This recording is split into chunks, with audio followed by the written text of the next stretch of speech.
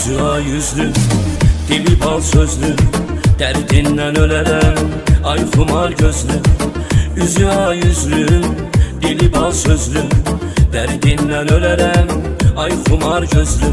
Sen həzin nəğmə, sən sevgi şeirim, hər sözüm mənam, ən dərin fikrim. Sən nazlı yarım, qəlbi oxşarım, ən şirin günahım, bugünüm sabahım, bugünüm sabahım. Ölüncə varsan mənim eşqimdə, eşqimdə yarsan mənim eşqimdə.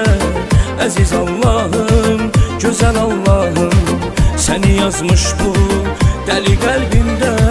Mənim bu qəlbim sənə aiddir, buna Allahın özü şahiddir.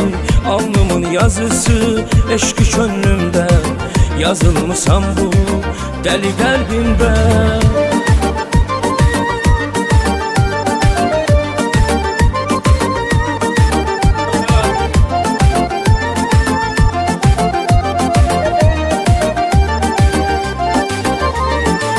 Şirin arzumsan, nazlı nazlımsan, həyatda bir ömür mənə lazımsan.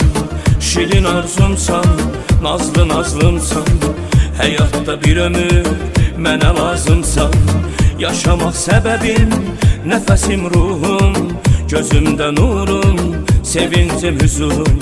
Sevginlə dəliyəm, ölərəm sənsiz, ayağına ölümün, gedərəm sənsiz, gedərəm sənsiz. Ölüncə varsan mənim eşqimdə, eşqimdə yarsan mənim eşqimdə. Əziz Allahım, gözəl Allahım, səni yazmış bu dəli qəlbimdə. Mənim bu qəlbim sənə aiddir, buna Allahın özü şahiddir. Alnımın yazısı eşqi könlümdə, yazılmışam bu dəli qəlbimdə.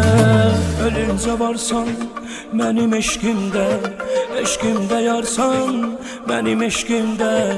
Əziz Allahım, gözəl Allahım, səni yazmış bu dəli qəlbimdə.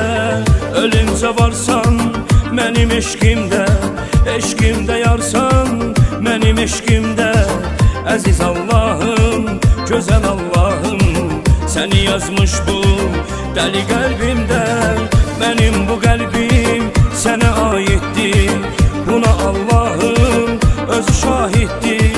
Alnımın yazısı eşqi könlümdə, yazılmışam bu dəli qəlbimdə. Ölüncə varsan mənim eşqimdə, eşqimdə yarsan mənim eşqimdə. Əziz Allahım, gözəl Allahım, səni yazmış bu dəli qəlbimdə.